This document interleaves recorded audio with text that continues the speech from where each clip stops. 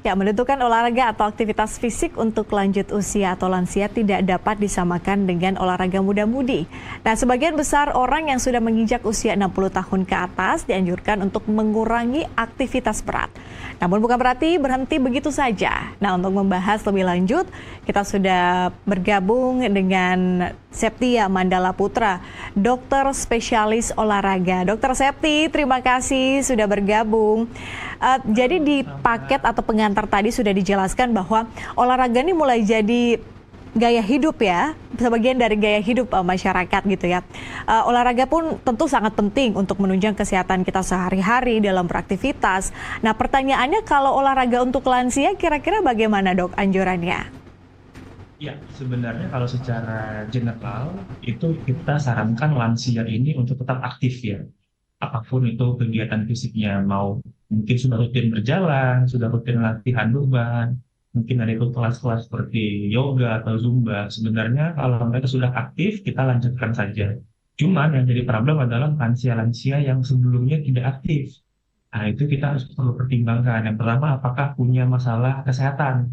Bagaimana mungkin tekanan darahnya, kemudian bagaimana kadar gula darahnya, ada problem kesehatan enggak? Kalau ternyata punya problem kesehatan, kita harus lihat dulu batas-batasannya. Seperti contoh kalau orang lansia dengan tensi yang tinggi, mungkin di atas 120, 130, itu dia olahraganya tidak boleh yang terlalu intens. Intensnya tinggi nggak boleh. Sehingga kita akan menyesuaikan setiap latihan ini, setiap aktivitas fisiknya sesuai dengan kondisi medis dari lansia tersebut. Oke, jadi tergantung ya kondisinya lagi seperti apa nih. Kalau memang tidak memungkinkan, Benar, artinya olahraga-olahraga yang high intensity, intensitasnya tinggi ini sangat tidak dianjurkan atau bisa disebut itu betul, membahayakan. Oke, kalau untuk benar. waktu yang tepat nih dok untuk uh, olahraga bagi lansia ini kira-kira kapan? Atau mungkin berapa kali seminggu nih anjurannya? Oke, secara rekomendasi kita memang merekomendasikan itu 3 sampai 5 kali frekuensinya. Kalau kita berbicara soal latihan fisik, kita kan bagi itu ada FITT namanya. Ada frekuensi, kalau kita lansia 3 kali dalam seminggu. Nanti intensitasnya kembali lagi ke kondisinya, cuman yang kita rekomendasikan adalah dia dari ringan ke sedang atau sedang ke berat. Kemudian dengan durasinya, ya durasi itu bisa 30 sampai 40 menit paling topnya. Kalau sudah terbiasa bisa sampai 60 menit. Kemudian tipenya bisa tadi tipenya bisa kardio, bisa latihan beban atau kombinasi. Sekarang kan banyak tuh yang latihan-latihannya sudah mulai kombinasi seperti yoga. Yoga itu kan dia mengkombinasi latihan kuat otot dan latihan kardio juga. Atau mungkin sekarang konfit disesuaikan dengan lansianya, intensitasnya. Jadi tinggal disesuaikan mau yang mana. Kalau misalnya sudah terbiasa, tinggal dilanjutkan aja dengan kondisi tadi. Kalau memang ternyata punya kondisi riwayat medis yang agak risiko, itu harus tetap terkontrol Mhm, latihan. mhm. Oke, kalau misalnya lansia nih yang punya penyakit bawaan gitu ya, eh, ini bagaimana anjurannya? Kalau mau olahraga apa yang harus diperhatikan? Oke, yang pertama pastikan dulu kondisinya aman. Kalau misalnya dilihat tadi tensinya tinggi, tensinya harus aman dulu, terkontrol dulu, minum obat tensinya dulu.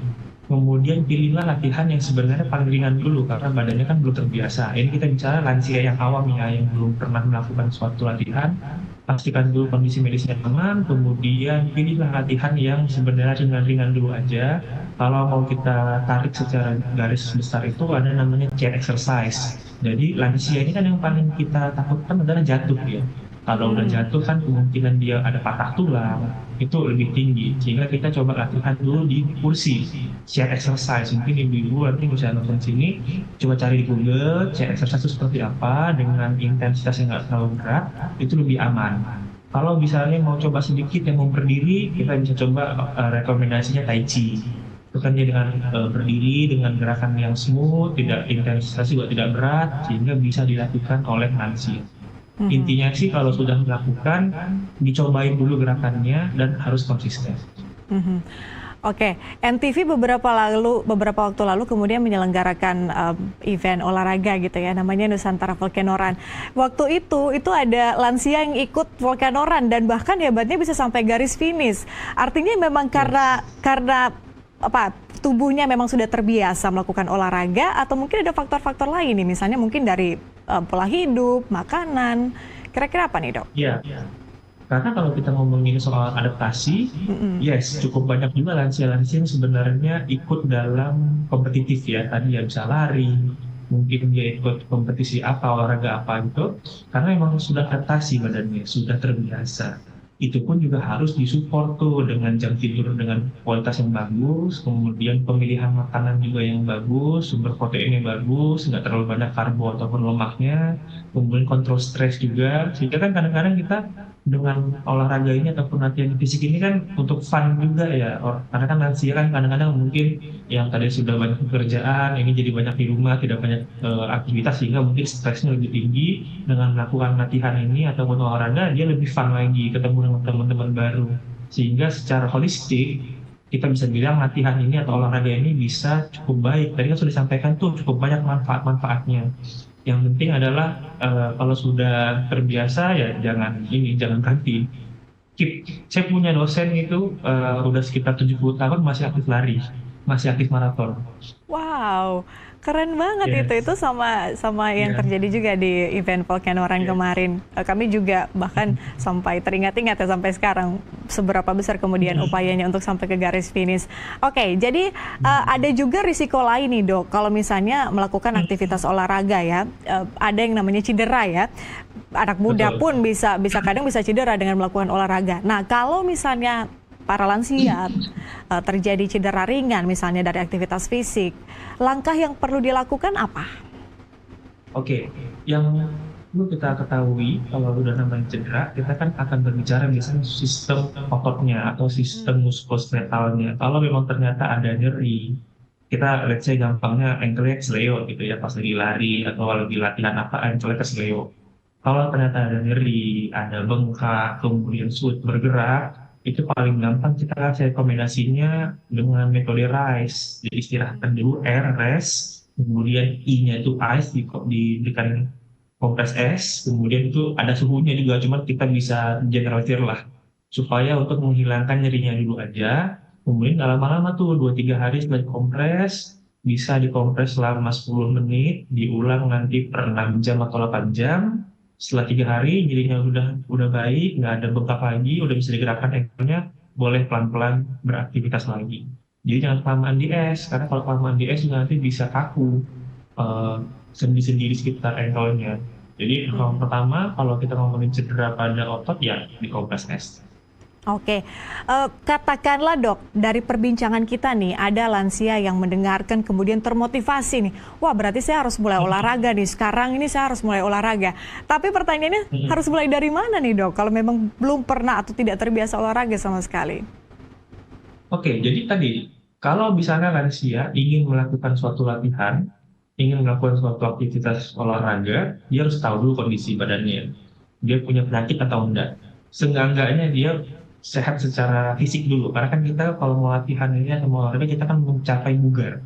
Karena sehat itu berbeda dengan bugar.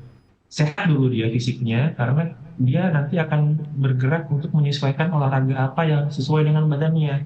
Karena kita nggak bisa bilang, contoh misalnya ada orang tua saya bilang, ibu harus olahraganya renang. Belum tentu dia suka renang. Kalau ternyata dia suka sepedaan, ya sepedaan. Jadi harus ditanya dulu kondisi fisiknya seperti apa, kemudian kira-kira dia senangnya apa ya? Atau mungkin cuma cukup jalan pagi hari aja, pagi-pagi habis mungkin ibadah subuh, dia mau cuma sekedar jalan santai 25-30 menit, monggo. Yang penting aman dulu badannya, tensinya aman, nggak ada masalah gula darah yang tinggi, kolesterol tinggi, tidak ada masalah di ototnya. Baru kita bisa clear bahwa kalau mau mulailah dengan olahraga ataupun aktivitas yang disukai.